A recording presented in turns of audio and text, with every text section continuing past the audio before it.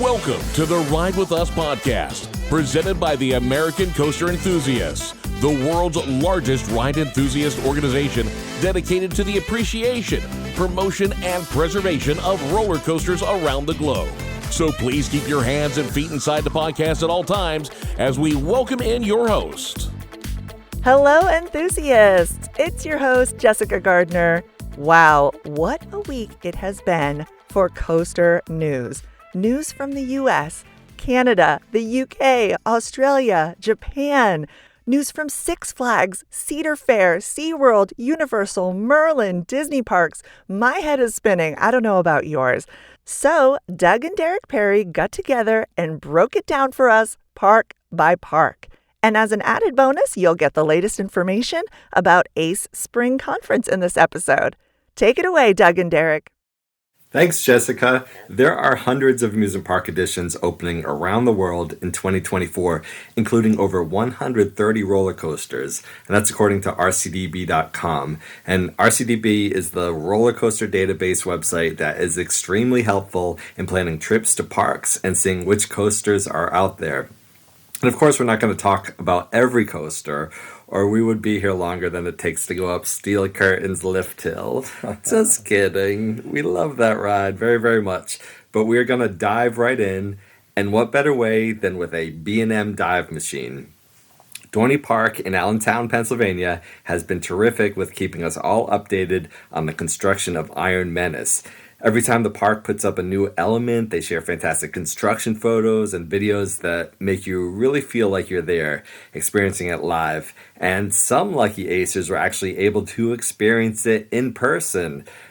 Recently, Dorney Park invited ACE members after the ACE Eastern Pennsylvania East Coaster event to the park to check out the construction live in person. And those ACE members said, it's going to be an impressive ride. ACE will also be covering the media day for that coaster this spring, and the park is currently ironing out the details for the Iron Menace Media Day. But the big news coming out this week is that the track is now complete. Yep, it's all up. They're working on the station and then the electrical components as well as theming, which means we should see testing before Peter Cottontail comes hopping down the bunny trail. And we're super excited for Dorney Park's first new roller coaster in over 10 years. Yes, we are. And speaking of coasters with their track work complete, let's hop over to Kings Island. The first piece of track for Snoopy's Soapbox Racers went in just last week, and its final piece of track went in this week. That's right, they constructed the whole coaster in just 1 week. That's incredibly fast. Now, as you know, this Vekoma family boomerang is the anchor of the new Camp Snoopy section at Kings Island, and the big question is, will the coaster be open for the ACE Spring Conference in May? We'll discuss that later in this episode, along with more news about the Spring Conference.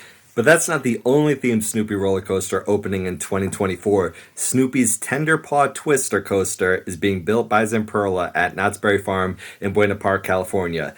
This Zamperla model features a lift and launch and will be similar to the Daddy Pig coaster at Peppa Pig theme park next to Legoland in Florida. And I have to say, it's very nice that we're going to have one of those fun models on the West Coast. Now, the popular Boysenberry Festival begins March 8th and runs daily until March 7th, and then again April 12th to the 28th. And you do not want to miss it. Go check out the sweet treats, delicious food, lively entertainment, and watch the construction of the coaster in Camp Snoopy going up. Oh, boysenberry, that sounds like a lot of fun to me. Now let's head north on our tender paws to another one of the parks in our Pacific Southwest region, Universal Studios Hollywood. Derek, you were just there last week, right? What did you see while you were there riding the movies? Well, Doug, I saw a lot of rain, and they had tarps up over the construction site. But underneath those tarps, there's a lot of land clearing, and it hasn't gone vertical yet, but they've been digging the holes for the giant supports that are going to be going up. And that whole area that this roller coaster is going to cover is massive. Universal usually works fast and furiously to get their attractions up, so hopefully we see some vertical construction pretty soon. So after you leave Universal Studios Hollywood, the next theme park that you get to going north, of course, is Six Flags Magic Mountain. And Doug, did you hop on the 101 North to the 170 and took that to the 5 North and then took the Magic Mountain exit and got on Riddler's Revenge and never got off? That was my worst Californian Saturday Night Live impersonation. But after you got off Riddler's Revenge, did you go to the front of the park and check out all the action that was happening? Yes, I did. And while I was there, I saw the Golden Beer Theater is now completely demolished. Little known fact, Derek and I actually DJ'd at the Golden Beer Theater once. So we're sad to see it gone. We had lots of good times there. But I am excited to see what they're doing with the land. Magic Mountain has construction fences up in that whole area from Full Throttle over to the path across from the Whistle Stop train and Wasco's restaurant. So what do you all think they're going to be getting, and what would you like to see? I know Jessica Gardner, our Ride With Us podcast host, has been saying she thinks it's going to be a Vekoma Super Boomerang. I don't know about that. The area is huge that's going to be worked on, so it's going to be something big, whatever it is. Yeah, I can't wait to find out what it's going to be. And in addition to Six Flags Magic Mountain's Golden Bear Theater, we just found out another attraction which will not be returning for the 2024 season. And that attraction is Snake River Expedition at Cedar Point. Cedar Point's Tony Clark confirmed the ride's closure by saying, "Snake River Expedition will not return in 2024. Every year we evaluate guest ridership, feedback, and usage of our attractions and make decisions accordingly as we plan for the future. At this time, there are no additional plans or announcements for the ride." Snake River Expedition, which was initially announced for the 2020 season, ultimately opened in 2021 after being postponed amid the pandemic. And if you hadn't written it, the attraction was a cute family ride which featured live actors and animatronics with various scenes along the waterway. That was a fun attraction. And we have to talk about Thunderbolt at Playland in Vancouver. So it's now up, the circuit is complete, and it will be Canada's fastest electric launch coaster. And according to the park, check this out, a contest commenced to help name the ride, and over 3,000 ideas were submitted for the Zamperla project. Ultimately, the notion of wild energy and electrifying speed emerged, and the name was finalized, combining some of the submissions. Now, Thunderbolt carries 12 passengers at a time through Thunderbolt with a V. It carries 12 passengers at a time, and it's through a supernatural environment with extraordinary animals, graphics, and lighting that pulses as the ride system charges leading up to its launch. And that sounds awesome. That does sound fun. The 3-car train blasts off with 1.3 Gs of acceleration through an illuminated tunnel up a steep incline before a 58-foot, 18-meter drop. And according to RCDB, this roller coaster is the former Intamin-made Senza Fiato from Italy, and Zamperla purchased the ride and resold it to Playland. Zamperla overhauled the ride, most significantly replacing the launch system and the train. And another coaster that is getting a new name is Intimidator at Carowinds on the border of North Carolina and South Carolina. This B&M hypercoaster at Carowinds is now known as Thunder Striker. The 232-foot-tall airtime machine is the centerpiece of the renamed Thunder Road section of the park. Of course, a nod to the Thunder Road racing wooden coaster that operated at the park from 1976 to 2015. A long road indeed. Not long enough, though. True. According to the new storyline on the park's website, Thunder Striker was built in the back of Earl's garage on Thunder Road. Master mechanics stripped down the old jalopy and scrounged up parts to create a souped-up engine that's optimized for pure speed. Now, Thunder Striker is the champion of the dirt road racers, the fastest, meanest hot rod in 2 states. Lucky visitors to Earl's might get to hop in the sleek, black-bodied roadster with signature lightning bolts painted on the hood. They'll surely get the ride of a lifetime, a high-fuel, high-thrill spin through the Carolinas. Now, I love the name, and I'm happy that the theme is tied into this area. It promises to be more immersive. And, of course, the nod to Thunder Road.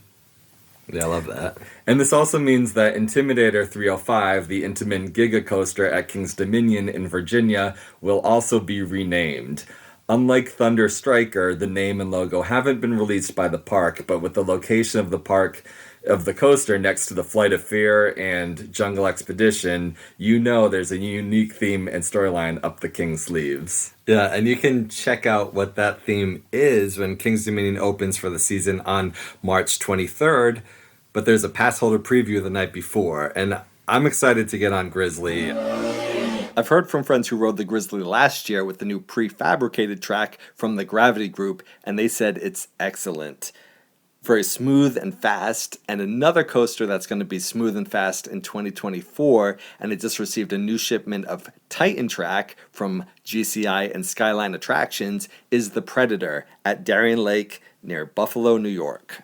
It's going to be fun to ride, and also Rampage at Alabama Adventure, when it reopens in 2025, there's going to be some changes there. The park announced that the Wooten coaster will not open in 2024 as improvements are made for the longevity of the ride. The park mentioned that they put about $500,000 into the attraction every year, and that just wasn't sustainable for them. So during 2024, the park will be converting Rampage to steel track to ensure years of thrills to come. It's a great coaster layout, and it's going to be smoother and faster next year. And I'm excited to hit up Alabama Adventure in 2025 for that one. I am too. And another surprise announcement this week came from Hersheypark. They announced that Skyrush is getting all new seats and restraints this spring. Amanda from Hersheypark also says that passengers will board Skyrush from a reimagined station platform featuring an all-new paint scheme, lighting effects, and custom soundscape. The investment in the high-thrill attraction will provide enthusiasts with added comfort while experiencing the adrenaline rush we know and crave. The new Skyrush upgrades will be available for guests to experience when Hersheypark opens for its 118th operating year on March 29th. That's a really long time that they've been operating. I'm a huge fan of Skyrush, and as some people lovingly call it, Thigh Crush, so this will make the ride even better and even more enjoyable, although I think it's absolutely perfect as it is right now. And don't forget that Hersheypark's Comet is getting brand new PTCI trains this year. They've got a lot going on in Pennsylvania for 2024. They sure do. And if you know the geography of the United States, you know that New Jersey is right next to Pennsylvania. And in New Jersey, Six Flags Great Adventure just received a shipment of bright yellow track for their new 2024 coaster, Flash Vertical Velocity. And it's a Vekoma Super Boomerang, and it will be the first of its kind in the U.S. and will have a top speed of 59 miles per hour. Now, Six Flags Over Georgia also received track for their Georgia Surfer Intamin Shuttle Coaster, which includes a water feature. And you can check out pictures of that in the latest edition of Ace News, as well as the Bobcat at Six Flags Great Escape in New York. That wooden coaster from the Gravity Group is really coming along nicely, and I love all the content the park is sharing on it, and it seems like it'll be a fantastic ride for the entire family. And speaking of family attractions, Universal Studios Florida just released some more information that families will definitely be interested in. Yes, Universal Studios Orlando just released details for DreamWorks Land. This is the area next to Steven Spielberg's E.T. Adventure Ride, and as you may know, Spielberg is one of the co-founders of DreamWorks. See, it all thematically makes sense now. Ah, yes. E.T.'s former neighbors, Fievel, Curious George, and Woody Woodpecker have moved out, and Trolls and Kung Fu Panda are moving in. The Woody Woodpecker's Nut House coaster, which is a Vekoma Junior coaster, is being rethemed to Trolls, and its new super cute name is the Trolls Troller Coaster. Poppy's Playground will also be here, and nearby is Shrek's Swamp Meat. So many puns. Wait, I don't get it. Shrek swamp meat? Swamp meat. Oh, like swamp meat? Right. Well, I love it. And here you'll meet characters from Shrek just outside of Shrek's cottage, and there's another play area which will include an opportunity to venture into Shrek's outhouse. Looks like there'll be lots of interactive fun, including an experience that takes place inside Mama Luna's retirement home for cats. This comes directly from the movie Puss in Boots 2, and here guests get to play with Mama Luna's many cats on vivid interactive screens, activated by buttons, bells, maracas, and levers. They might even spot the one and only Puss in Boots himself. I think we're going to love that. And another part of DreamWorks Land is inspired by the Kung Fu Panda films, which there's a new Kung Fu Panda 4 coming out, right, this spring. So it's Poe's Kung Fu Training Camp, and it's an all-new play area that brings the Panda Village to life like never before. Within both wet and dry play areas, guests will have the opportunity to help the pandas wash and dry their laundry with enormous water cannons, dump buckets, giant fans, and more. Sounds like a lot of work to me, but could be fun. And Universal has been working hard on Epic Universe, their new theme park set to open next year in Orlando. Hopefully you've seen the recent announcements and artwork teasing its immersive lands based on the worlds of Harry Potter, multiple Nintendo titles, the animated How to Train Your Dragon films, and classic Universal monsters, including Frankenstein, Dracula, and the Wolfman. I know we are all very excited for that. Derek, which land are you most excited for? Oh my gosh, I'm excited for all of them, but I think the classic monsters, I think that's going to be awesome because we haven't seen that before at a theme park, as far as I know. They did have like the maze, the haunted house at Universal Hollywood, but this is going to be a whole land and rides that you can get on. So yeah, I love monsters and the dark and Halloween, and so I'm excited about that. What are you looking forward to most? Mostly the classic monsters, Dark Universe, and also, I'm a huge Harry Potter fan, so that's going to be my other favorite, I think. And we're also looking forward to other attractions coming to Orlando. The Orlando area also has the new B&M Family Coaster Penguin Trek opening soon, and further west at Busch Gardens, Tampa Bay, Phoenix Rising is rising. This B&M Family inverted coaster has just gone vertical. And just to wrap up what's going on this week in the United States, SpongeBob's Crazy Carnival ride has just opened at Circus Circus in Las Vegas. That Sally Dark ride looks like a lot of fun. Looking forward to checking it out soon. Oh yeah, definitely. And Kentucky Kingdom recently made an announcement about an announcement. They're teasing something big is coming. Could this be a new ride? Could it be a holiday event? We shall find out on their Facebook Live on March 7th at 1:30 p.m. Eastern. And did you notice their logo has been changed from Kentucky Kingdom and Hurricane Bay to now it says Kentucky Kingdom Theme and Water Park. It'll be cool to see what they have planned for the future. Yes, definitely. And moving on from the United States, moving on to the UK, the iconic B&M inverted coaster Nemesis at Alton Towers has been rebuilt. Or should I say reborn.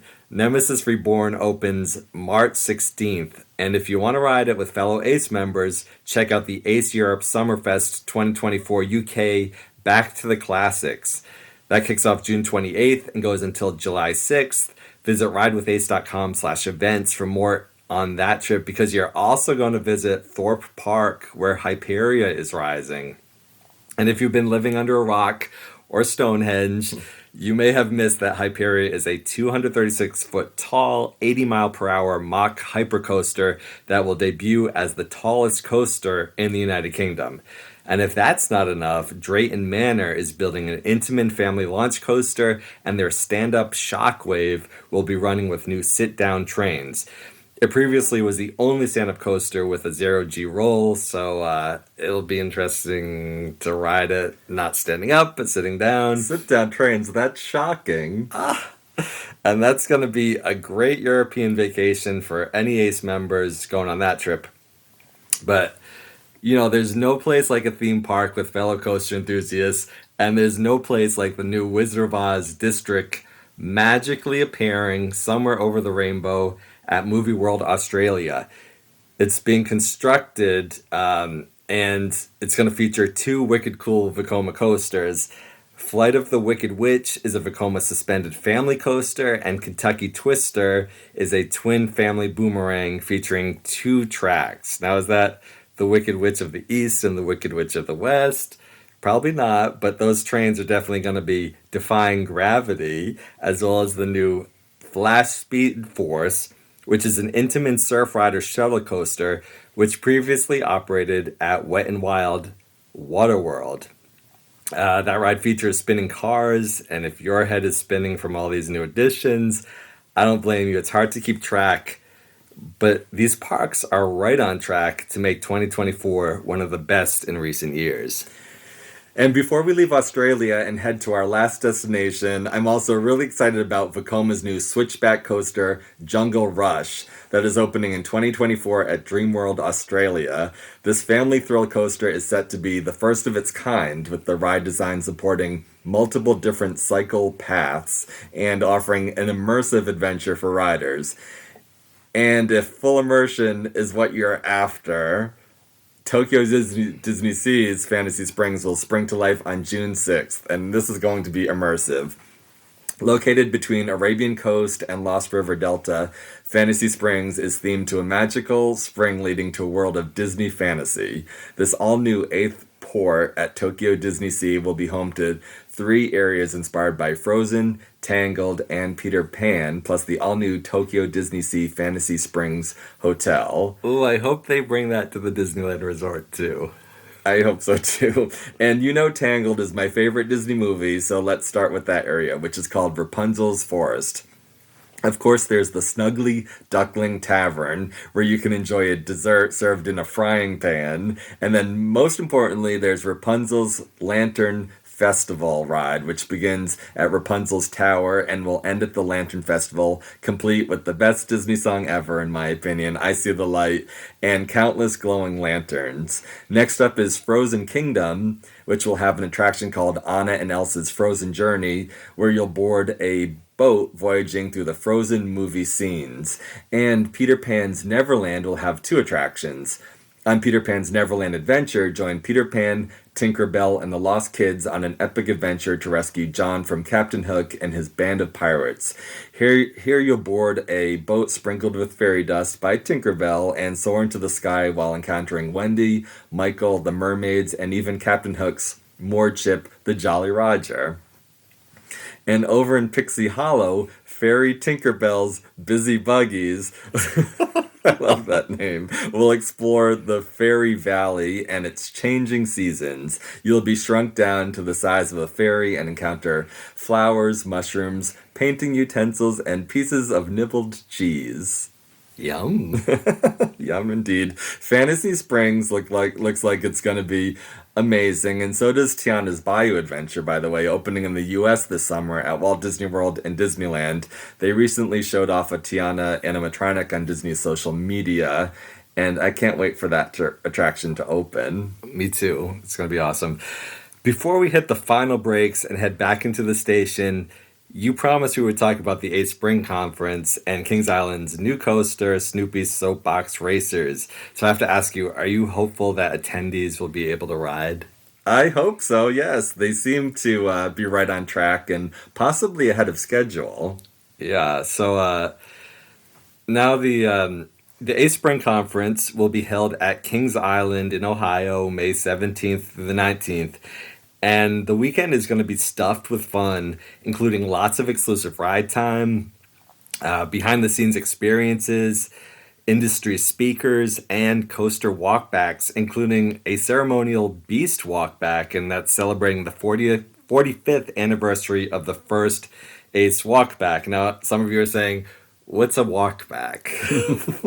For those of you who don't know, Ace member and longtime Kings Island employee Don Helbig used to greet Ace members at the front of Kings Island and walk them back to the first to be the first riders of the day on the Beast. And I remember the first time we went to Kings Island and we showed our ace cards at guest relations and we walked all the way back and we were so excited. It was like a VIP experience that we had with our parents and such a good memory. But this wasn't a one-time thing. This special perk for Acers happened day after day and it was really cool. So it's neat that we're going to be celebrating that 45th anniversary during the spring conference. But unlike most other ACE events, there will actually be a cap on how many people can attend the spring conference this year. The official announcement just went out from ACE, and it reads, ACE and our host park want to ensure an optimal experience for all ACE Spring Conference registrants. Given the planned event activities and venue space availability, ticket sales will be limited to the first 750 registered. A date for when registration opens will be posted on the ACE Events calendar in advance. Thank you for your understanding. And so that obviously surprised many ACE members because ACE events usually do not have caps. And after receiving feedback from many impassioned ACE members, an additional statement went out.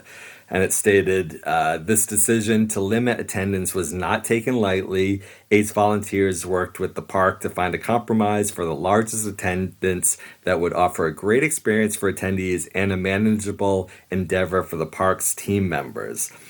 All of your ideas are being listened to and discussed, taking suggestions into consideration. More information for ACE members will be available soon. So that was the statement. And I can say that it is true, and I think many people will be happy with what is coming. My advice to anyone listening who would like an opportunity to attend, but is not an ACE member already, I recommend you joining today at ridewithace.com and make sure any friends and family who also would like to attend, they also join ACE. There are couple and family memberships available as well as individual memberships. And you are not going to want to miss any of the events this year. There's CoasterCon in Northern California in June and Preservation Conference in Iowa and Missouri in August. So big things are planned for those events as well as all the regional events happening this year. Yeah, I can't wait for all those events. And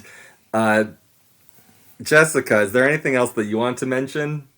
I'm so glad you asked because this morning as we were putting this episode together, Silver Dollar City announced Fire in the Hole will be ready March 30th. Who's ready to experience Fire in the Hole? And then literally within the past hour, we heard that work is resuming on the reimagination of Montezuma's Revenge at Knott's Berry Farm. So exciting. They're saying that we will be launching into new thrills when Montezuma, the Forbidden Fortress, opens in 2025. You know how excited I am about this.